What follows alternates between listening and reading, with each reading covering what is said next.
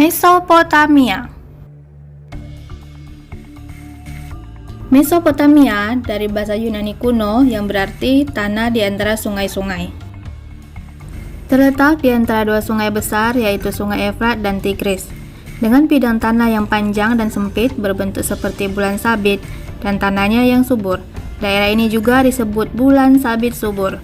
Tanah subur ini telah menumbuhkan banyak peradaban kuno yang megah dan secara kolektif dikenal sebagai peradaban Mesopotamia. Inilah peradaban paling awal di Asia Barat dan salah satu yang tertua di dunia.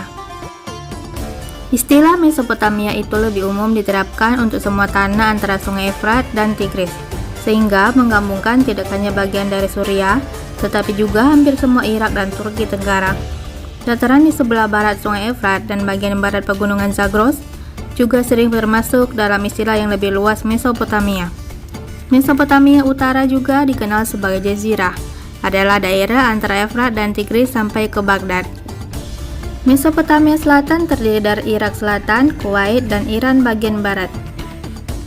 Luas kawasan peradaban ini mencapai kurang lebih 6.000 km persegi. Bangsa Sumeria, Akkadia, Babilonia, Assyria, dan Babilonia Baru merupakan bangsa-bangsa yang pernah mendiami daerah ini. Mesopotamia meliputi wilayah antara Sungai Efrat dan Tigris yang sama-sama bersumber dari dataran tinggi Armenia. Kedua sungai ini juga mendapatkan tambahan pasokan air dari banyak anak sungai, dan keseluruhan jaringan sungai ini mengaliri wilayah bergunung-gunung yang sangat luas. Jalur perjalanan darat di Mesopotamia lazimnya menyusuri Sungai Efrat karena tepian Sungai Tigris sebagian besar terjal dan sukar dilalui. Iklim wilayah ini semi gersang dengan perbentangan gurun yang luas di utara serta bentangan daerah berawa-rawa, berlumpur dan bergelaga seluas 15.000 km persegi atau 5.800 mil persegi di selatan. Jauh di ujung selatan, Efrat dan Tigris menyatu dan bermuara ke Teluk Persia. Daerah itu merupakan daerah yang berupa tanah hasil endapan air yang dihasilkan dari Sungai Tigris dan Efrat. Hal ini menyebabkan rakyat di sekitar Sungai Tigris dan Efrat hidup makmur dan sejahtera. Kesuburan dan kemakmuran itu membuat iri hati pada bangsa-bangsa lain yang tinggal di tepi-tepi lembah sungai. Timbullah serbuan-serbuan dari luar yang ingin memperebutkan air irigasi dan tanah yang baik. Bangsa yang mencapai peradaban yang layak pertama kali itu di lembah Sungai Efrat dan Tigris menamai dirinya bangsa Sumeria. Adapun penduduk asli di situ ditaklukkan menjadi budak yang kemudian dikawini pula. Bangsa Sumeria datang dari gurun dan pegunungan di luar Mesopotamia.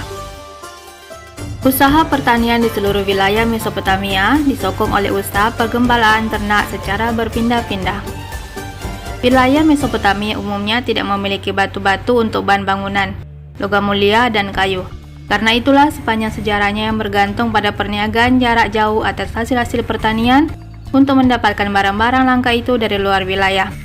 Di daerah rawa-rawa di selatan, terdapat suatu budaya rumit penangkapan ikan dengan kapal-kapal pengangkut semenjak zaman prasejarah, yang menambah keberagaman budaya Mesopotamia. Sejarah Mesopotamia diawali dengan tumbuhnya sebuah peradaban yang diyakini sebagai pusat peradaban tertua di dunia oleh bangsa Sumeria. Pada dasarnya yang disebut dengan peradaban Mesopotamia adalah peradaban Sumeria itu sendiri. Dikatakan demikian sebab secara umum sebagian besar peradaban Mesopotamia dibentuk oleh bangsa Sumeria. Bangsa-bangsa lain yang datang sesudahnya hanyalah meneruskan dan mengembangkan peradaban yang dicapai oleh bangsa Sumeria.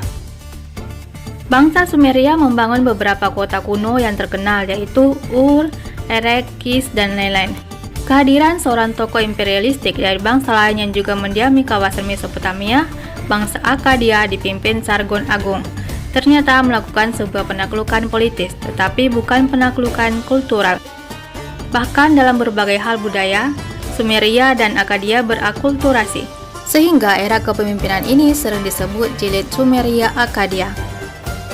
Campur tangan Sumeria tidak dapat diremehkan begitu saja.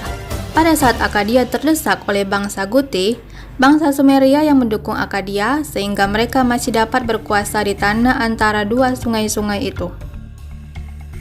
Geografi Mesopotamia sangat berdampak pada perkembangan politik di wilayah itu.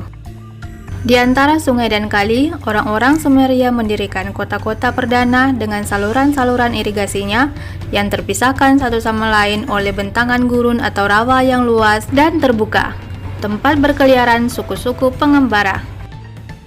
Sejarah politik Sumeria penuh dengan peperangan yang berlangsung tanpa henti. Pada akhirnya, Sumeria pun dipersatukan oleh Eannatum, tetapi persatuan itu rapuh dan gagal bertahan, karena bangsa Akkadia berjaya menaklukkan Sumeria pada tahun 2331 sebelum Masehi, hanya satu generasi sesudahnya. Kekaisaran Akkadia adalah kekaisaran pertama yang mampu bertahan melampaui satu generasi dan menyelenggarakan ahli kepemimpinan raja-raja secara damai. Umur kekaisaran ini relatif singkat, karena ditaklukkan bangsa Babilonia setelah bertahan selama beberapa generasi. Babel tumbuh pesat selama masa pemerintahan Hammurabi. Ia dikenal sebagai pencipta aturan hukum dan segera Babel menjadi salah satu kota utama di Mesopotamia. Kelak Babel disebut Babilonia, yang berarti gapura dewa-dewa.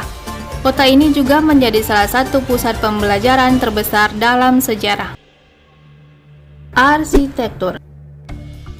Batu bata merupakan bahan bangunan yang paling banyak digunakan karena tersedia dekat dan terjangkau. Sedangkan batu bangunan harus didatangkan dari tempat-tempat yang cukup jauh dari sebagian besar kota-kota itu.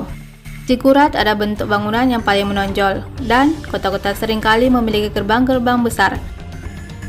Yang paling masyhur dari gerbang-gerbang itu adalah gerbang Isitar dari kota Babel yang dibangun pada era Babilonia baru.